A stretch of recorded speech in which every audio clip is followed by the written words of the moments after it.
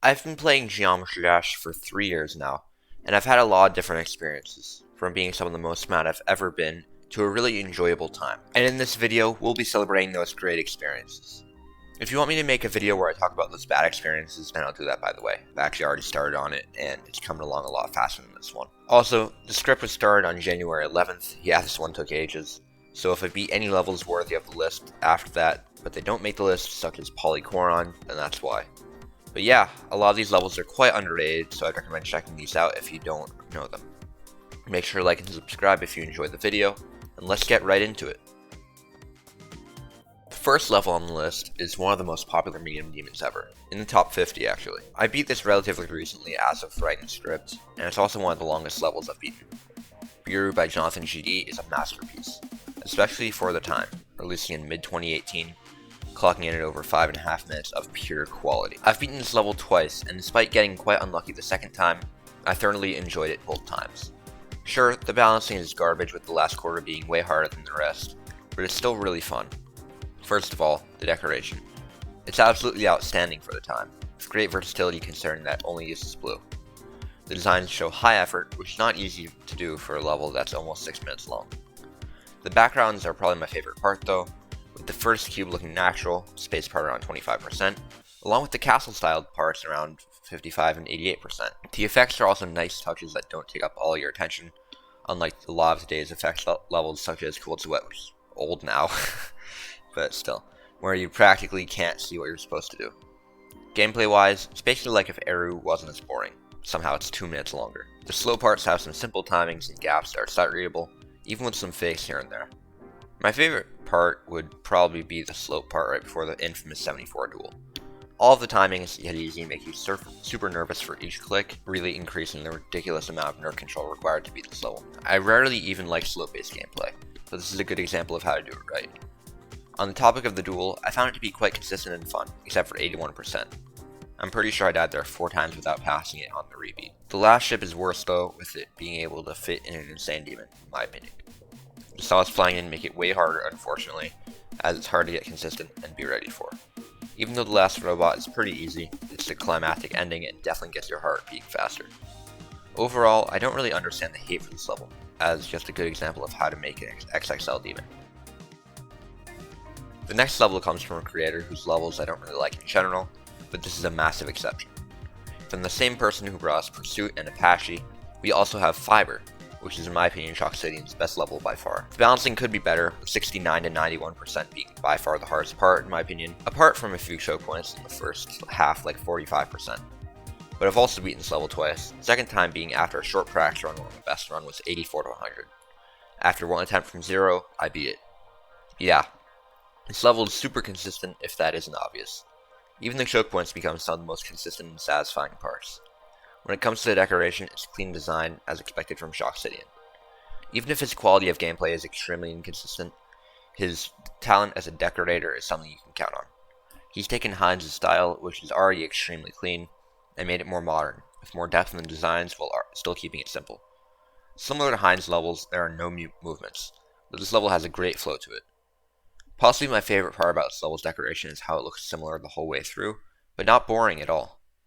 I talk about cohesion parts a lot in these review videos, and Fiber is a great example of how to do it right. Even if a lot of the colors greatly vary, like the ship at 56 compared to the next UFO, but they work so well with each other. Overall, if you're looking for a good second insane demon to go for, I would highly recommend this level, since it's reasonably hard to find something as good as this in that difficulty range.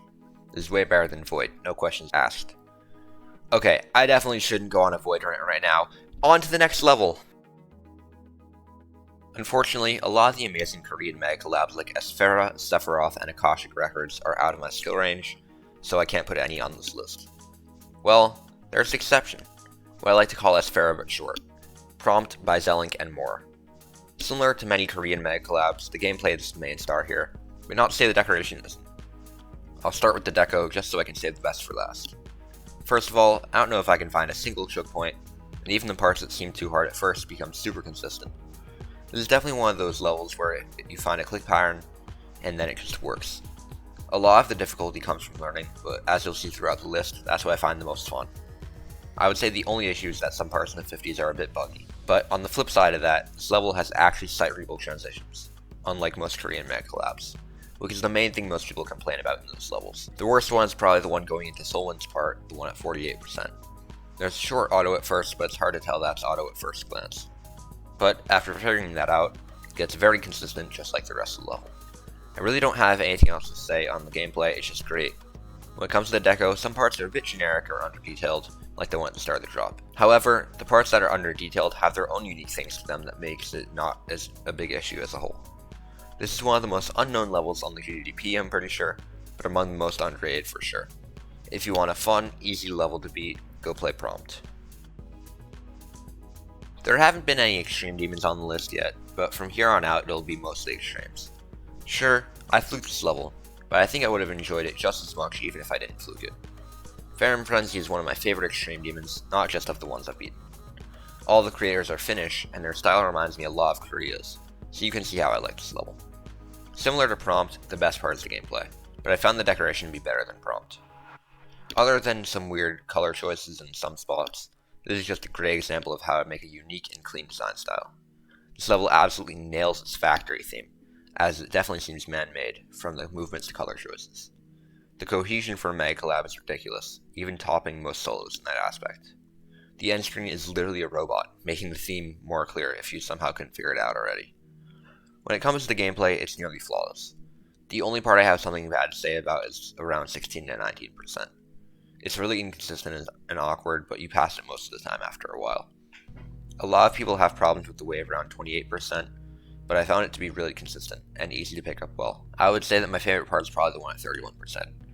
The way that you go almost flying through the level is super satisfying to pull off. Oh yeah, and can I extend that to 31-54%? The middle of this level in general is super fun, and I can't just say I like one part when a bunch are absolute bangers. I found the last 22% to be the hardest part, so I'm glad I fluked it. But it wasn't too bad, as it had clear click patterns that were consistent, which is probably how I never died there. I would say that Phantom Frenzy is the perfect beginner extreme demon, as it's quite an overall skill set level, and very fun too. This next level might come as a bit of a surprise, as it was my hardest demon when I beat it, and I seem to be very frustrated with the choke points. Void by Chloe 2012. I'm kidding! I would never do that, ever, in my life. This next level might come as a bit of a surprise, as it was my hardest demon when I beat it, and I seem to be very frustrated with the choke points. While those parts suck, they're made up for incredible fast-paced gameplay with ridiculously satisfying duels. Speedrun by Kaito is absolutely ridiculous for a 2019 solo. The decoration, first of all, is very high quality.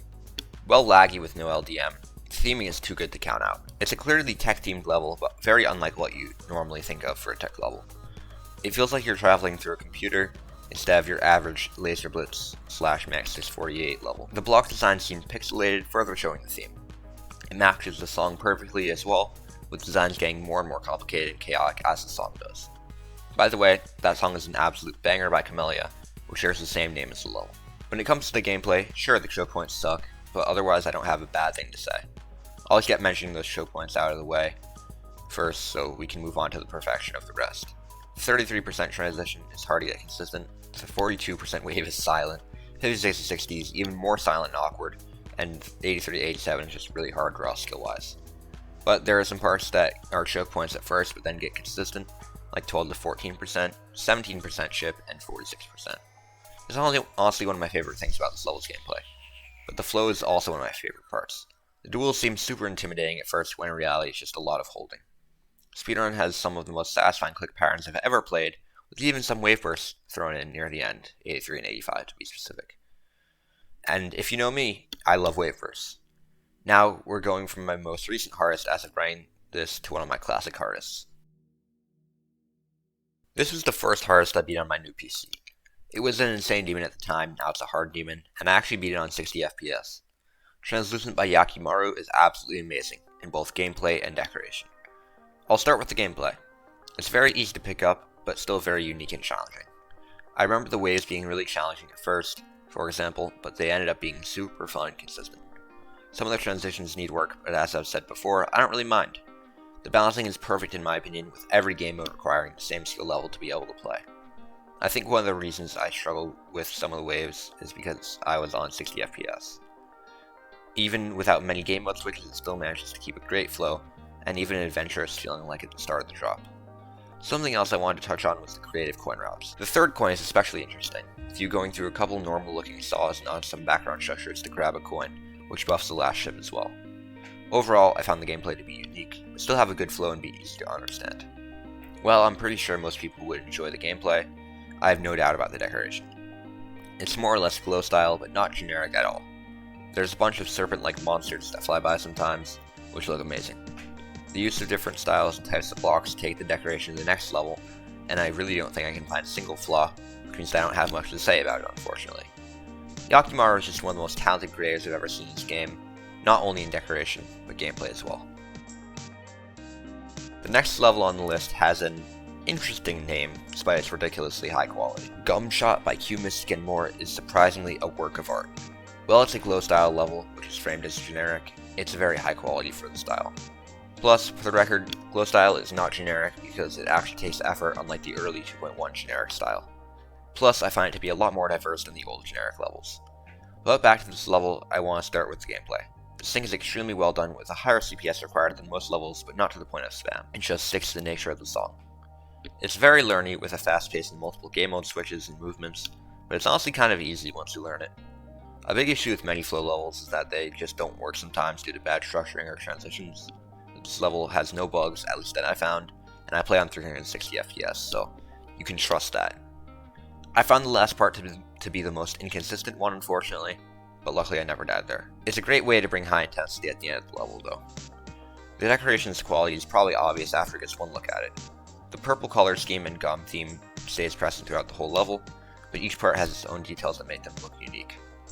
Some realistic details like the grass design are made to look technological, or if that isn't the best word for it, it just fits in extremely well with the rest of the part. I have to say, that's definitely my favorite part of this level's decoration. The use of a ridiculously wide variety of blocks to create intriguing, unique designs that interest you the whole way through. The end screen is a masterpiece as well, with the layers becoming the wheels of a gum factory with gum that looks realistic, but also like paint almost. I think Gumshot is probably one of the best glow-styled levels, or at least mega collabs, and if you're looking for a second Insane Demon to beat, particularly with flow gameplay, I would definitely recommend this. The level at the number 3 spot was my favorite level I've beaten for about 9 months, and if that doesn't show its quality, I really don't know what does.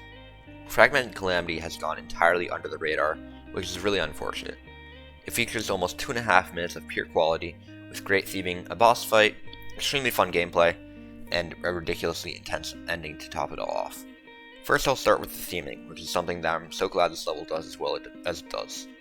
Very few levels even attempt having a theme, and this level knocks it out of the park. As I said in the video where I beat this, right as you start the level, you know what the theme is and what the goal is as you go through the level. Very few levels make their theme as clear as this, as soon, which makes me really respect the effort put into it. In addition, there are only 49,000 objects in the level, which is very good optimization. This probably comes from the fact that the block designs are basic, but the backgrounds are very detailed, which in my opinion is a better option for optimizing while still keeping quality. There is some inconsistency of quality in the backgrounds, but that's only because some of them are so high quality that it's hard to match for as long as the level is. The futuristic city designs look very realistic for the future, despite how simple they are at times. The boss fight is another thing I wanted to point out at this level, as it's one of the more obvious qualities. While I found a lot of levels with boss fights to have those parts be too hard, I found it to be maybe a slight choke point, but rarely, if anything. It's very easy to learn where to go, as there are arrows and attack warnings. The boss fight is really good design-wise as well, with there even being a company that made the boss called FC Incorporated, which shows how much PTY cared about getting this level to be interesting. The gameplay's quality is obvious if you've ever played the level. The pre-drop doesn't get boring at all, despite it looking like it might after watching a video of it. Some of the parts are quite basic, actually for the most part they are, but it somehow stays interesting and fun. I talked about the ending being very intense earlier in this section, and I wanted to focus on it now. The last ship has some actually hard timings which you rarely see in levels. Usually ship is just raw skill based, not actual timings. And then the famous last double spike, which Skyrflume, Dorami, and Chase died to, and I almost did as well. In general, I feel like this is a great example of how to make a themed boss fight level, or at least without having to make something to the caliber of Ultraviolence. The last 2 levels on this list are Extreme Demons, and I consider this one to be my favorite level I beat when I beat it. But now I've reconsidered, and this level isn't as good as the one at the top spot, and I feel like my experience was way better just because of the fact that I flipped it from 64. Hurricane by Bionox and more is just a good time in my opinion, with incredible flow and click patterns that feel like they're on an impossible level of satisfying. The decoration looks about a year, maybe even 2 ahead of its time. It really surprised me that this came out in early 2020. The parts that stand out the most to me are Geo and KWMS, but this level doesn't have a weak part to be honest. Even put in the perspective of how glow style is perceived as generic nowadays, it still looks great due to its great effects and unique design choices, while still being glowy though. I really think rainbow levels have a better chance to be good, as more colors lead to a more vibrant and eye-catching level. Of course, a lot of levels have failed rainbow style, such as Mujige, which is honestly an eyesore, but most of the more recent ones get it right. Quayar, for example, is like a more modern version of Hurricane. But using Quayar as an example, again, that level's gameplay really isn't the best, unfortunately. Hurricane, on the other hand, has absolutely immaculate gameplay, at least in my opinion. I know that Onyx and Koala Tree exist, but this is my list, and it's all based on my opinion, so here we go. I don't care. Whatever. Back to the script I'm supposed to read. This is one of the most consistent levels I've ever played, with parts like the 77 wave, which seem really hard at first, becoming a part where you just have to remember your click patterns, and it works great. I found the pre-drop in Geo, 66 to 72, to be the most inconsistent parts, but that's in comparison to the rest of the level, which is an extremely high bar. I never died to Geo from 0 though, so maybe that's a sign that it actually isn't that bad, again, in comparison to the rest. The intensity that builds even just from the beginning is really good too, as it complements the song with chaotic atmosphere and click patterns, and clean designs to contrast. I know I've already written about this level in the past when I talked about my all-time favorite extremes, along with the level at the number 1 spot, but I feel like there are so many hidden details that you just can't notice by playing the level once. I can confidently say that Hurricane is my favorite beginner extreme demon. If you were there for the streams, you probably noticed that I was getting pretty frustrated by this level at times, but that was just because it takes a bit to get consistent, and that becomes the most exciting, legendary level in Geometry Dash. In my opinion, of course. Artifice embodying its name, which more or less means deception, you get a way better level than you would have expected by just watching it, at least in my opinion. Before I specifically get into the decoration or gameplay, I just wanted to highlight the progression of this level. Despite there not really being a clear theme, this level uses color intensity to create a progression, which is really impressive for a concept this simple. This will be a long section, but I'll try to encapsulate the progression from part to part. You get shot into a very hot world, not hell, but very hot. You have to navigate through a volcano, most likely the source of all the heat, until you make it to the other side. You travel through an area that lava gradually stops its flow down, until you suddenly are met with even more than there was before. It keeps building up with more until you meet another volcano, this time bigger than ever before. You enter the volcano, with the rocks shifting as you fly through them. But suddenly, you enter the middle of it as it starts to erupt. Fire flies past you, but you make it out okay into a previously burned area. You finally fall out of the volcanic area into an abandoned city that was buried by the lava many years ago. The lava becomes almost entirely gone until the landscape is almost completely molten rock. But then, you find the true cause of the city's burial, a castle full of pillars and skeletons submerged in lava. As the skeleton flies by, you finally escape the castle and to your new home, a city that has been fully reformed. I don't know, I think I should write lore more frequently. Anyway, if you don't get what I meant by the amazing progression, I really don't know what to think, honestly. I mean, to be fair, that was very confusing, but you know what? Point is, this level has good progression! Thumbs up! But back to the more obvious elements of this level. The structures represent lava, fire, and molten rock, while still keeping that clean design style, and people usually only see the latter, unfortunately. Most people call this level mid, or even forgettable somehow. There really isn't a weak decoration part from start to finish, although there are some standouts. Rafer, Osiris, and Yakimaru are the best parts in my opinion, and I'm not surprised, as those were some of the most talented creators of the time. All the designs look fiery and glowy, at a level of quality that is still rarely seen to this day. Some of the parts are in a core style, which more or less just means over-decorated with basic designs, but they are some of the best of their kind in my opinion. The first part, Nahuel, is a great example of this. This video is about how fun these 10 levels are, so let's get into Artifice's gameplay. The balancing is the only problem in my opinion. Even if you just look at Felix's part, you'll be able to tell that it's too hard. Plus, the 15 wave does exist, and yes, it's as hard as it looks. But the thing is, those are two of the most fun parts of the level, and despite them being too hard, they're ridiculously fun and satisfying. Other than that, there's some awkward parts because Marwick really had to have a part in this. Sorry, I'll stop. That's my second rant in this video, dude. I need to stop. I don't know. That might even be my third. I don't know, dude. But for the most part, this is some of the most fun gameplay I've ever played in this game, and I would highly recommend Artifice if you're starting to feel confident in your ability to beat extremes, and even as the hardest if you've beaten something around Bloodbath difficulty. Back when I made the video ranking my 10 favorite extreme demons, it's only placed at number 10, but it's at number 2 now, due to how consistent the quality is. In fact, I wrote about a page about Artifice for the script, which really shows how much I care about it. And it's not just normal, average quality. It's some of the highest quality in a Geometry Dash level. Yeah, this was a long video. If you stuck through the whole thing, thank you, as I've been working on the script off and on for over 2 months, and it's really nice to have it finally done. I might do some shorter scripts later, as writing 6.5 pages is pretty tiring when I could just write 3 or 4 pages and still get a video of good length. I might have some more time to write in the future, so tell me if you guys want to see more scripted videos. But yeah, if you enjoyed this one, then it would be great if you left a like and subscribe to help me grow the channel, and hit 1,000 subscribers by the time I get to high school in September, or college if you're not American. Now, you should go play these levels!